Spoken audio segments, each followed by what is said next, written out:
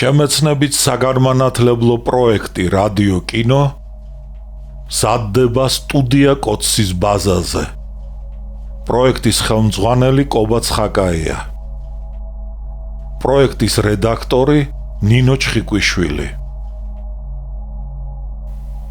თბილისი 2025 წელი.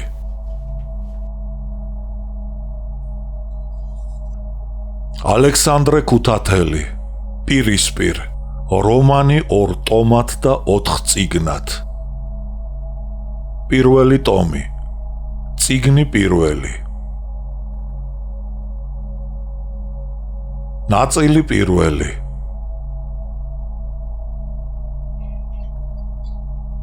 წვდიადი, მე-7. როგორ არის, ვერ მივხვდი. როგორი განაჩენია, მიწას ხვისია, ვქირაო, შრომა კი მარტო ჩემია. რაფიელ ერისთავი. მერმე რუსეთის გლეხთა ამბავს მოხვა გალაქტიონი. გოჯასპირმა კი აქაური უამბო. გუშინწინ მენშევიკების კომისარი გვეწვია ჩვენი სოფლის გაჭირვებაზე, მიწის სივიწროვეზე და მწირობაზე მოახსენე. თხოვე გვიშვამდგომლე მთავრობასთან. შეგვიმსუბუქონ გადასახადები მეთქი. ჩვენი სოფლის მთავარი შემოსავალი წყარო ღვინოა, მაგრამ ერთი ქცევა ვენახი რომ ჰქონდეს იმისთანა გლეხი, არც კი მეგულვება მეთქი. მერმე ჰკითხეს, მიწის საკითხის გადაჭრას რანაირად აპირებს მთავრობაო. კომისარმა გვიპასუხა, მიწის ახალი კანონი ჯერ არ გამოსულა და მანამდის ისე იყავით, როგორც ძველადო. ასე მეფე ნიკოლოზის დროსაც ხომ ვიყავით, ისე ვიხდიდით დრამის ფულს, მიწის იჯარას და ასე ვაძლევდით მემამულეს ღალას. შენიშნა გოჯასპირმა. გალაქტიონს მოეწონა მამის სიტყვა, სახლი კაცებს და ტურიაშვილს ურჩია. დღეიდან არავის მისცეთ დრამის ფული, მიწის გადასახადი, არც ღალა. რუსეთში გლეხებმა უკვე შეადგინეს საბჭოები და მემამულეების მიწებიც დაიკავეს. დღე და ღამე ვმუშაობ ოტიამ დიუნის მამულში, ოფლს ვაქცევ, წელზე ფეხს ვიდგამ და მოსავლის მესამედიც არ მიწევს. თქვა გოჯასპირმა წყენით. რამდენი ქცევა იქნება გოჯასპირ, ოტიას მამული? ჰკითხა გიორგი აბესაძემ. 7-ზე მეტია. დაბლა სახლში 8 ქცევა იქნება. თაშუბაზე 6 და სხვაგანაც ბევრ ადგილას სახნავს სათეს და ტყეს ნუღარი კითხავ. მიუგო გოჯასპირმა.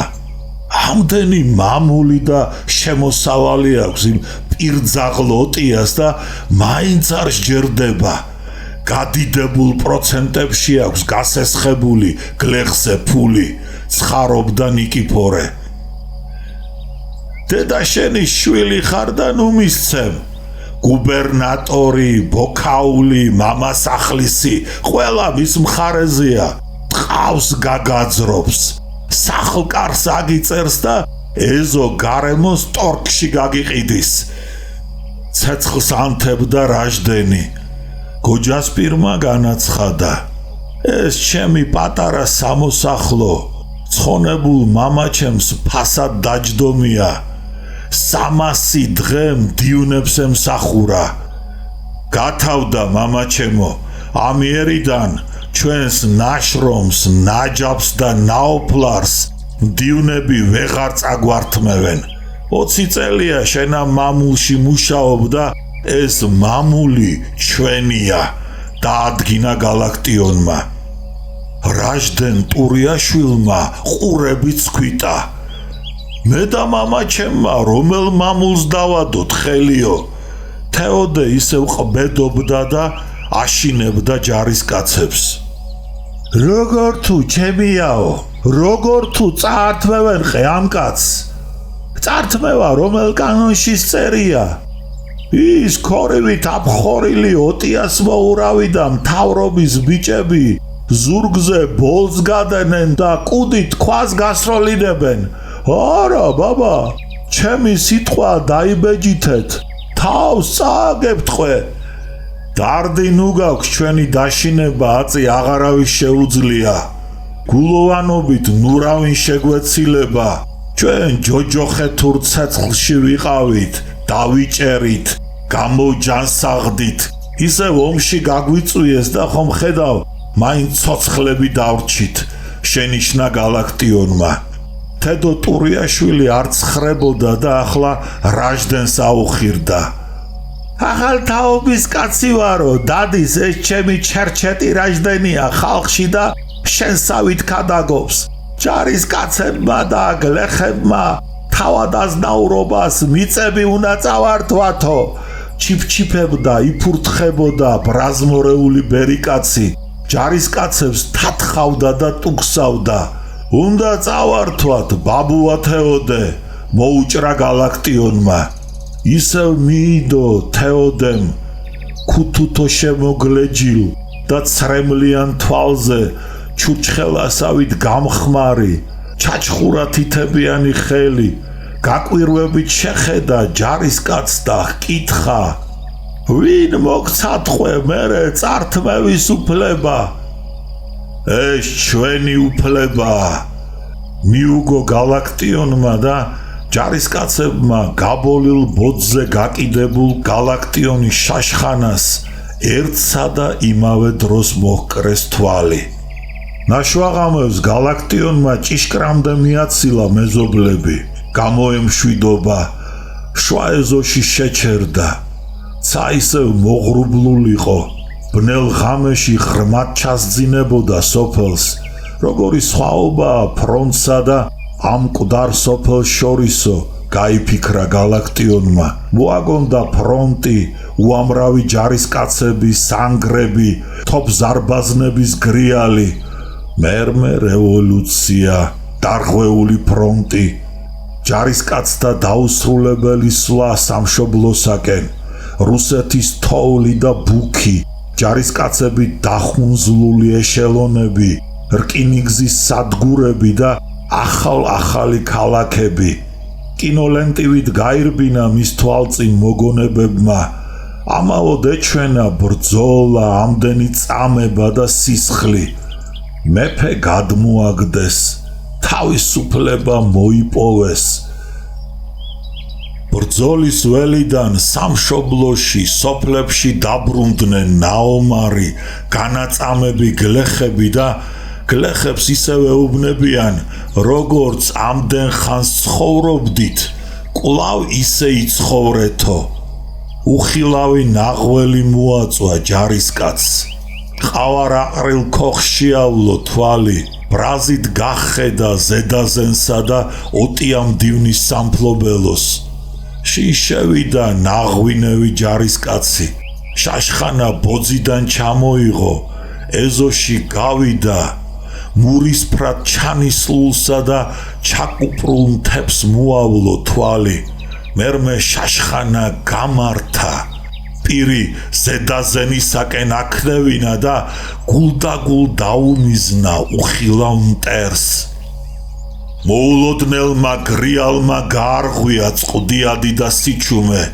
ამ დროს რაჟდენი და გიორგი ხელი-ხელ გადაკიდებულნი ორღობეში იდგნენ, ერთმანეთს სიყვარულს ეფიცებოდნენ, ჰკოცნიდნენ და შაშხანის გასროლა რომ გაიგონეს, ნაგანები იძვრეს და ააჭახჭახეს. ამას ფრონტიდან ჩამოსული სხვა მეზობლებიც მიხვდნენ. ზედაზენშიც გავარდა ზედიზეთ შაშხანა, ჭიპიკონაშიც, კარისმერეთშიც, ყველგან. კაცი იფიქრებდა ბრძოლა დაიწყო, გალაქტიონმა გაიღიმა.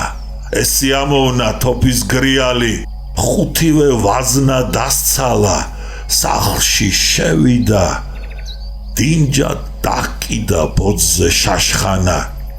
ომშუაღამით რა დროს თოფის როლა გაქვს დაუძახა ლოგინიდან გოჯასპირმა ქალი და ბავშვები შეაშინე გაიგოს მამაჩემო ქვეყანამ რომ ჩვენ ცოცხლები ვართ ცოცხლებში ვწერი ვართ და ცხოვრება გვინდა მიუგო გალაქტიონმა ფარდა გადასწია ასინას მოეფერა რამ შეგაშინა ქალო მერე თინიკოს აკოცა ღვინით გახურებული ტუჩები და ლოყა დაადო გაბუშტულ სახეზე უმანკო ბავშვის სუნთქვას ისმენდა და ნეტარებისაგან ნაბავდა თვალებს 4 წლის ნატრა და ფიქრი შეუსრულდა ჯარისკაცს იგი შობლიურ კერასა და ცოლშვილში იყო ახლა ოჯახი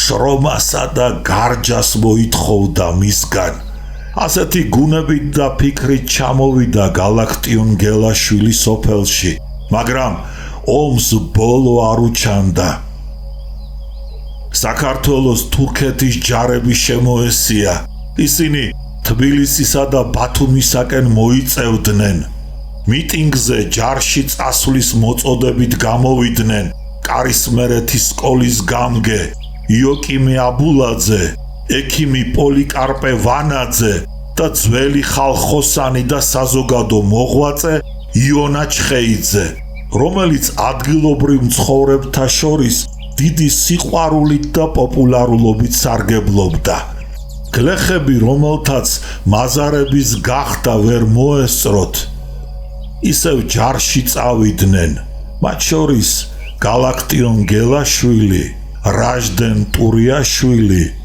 და ბევრი მათი ამხანაგიც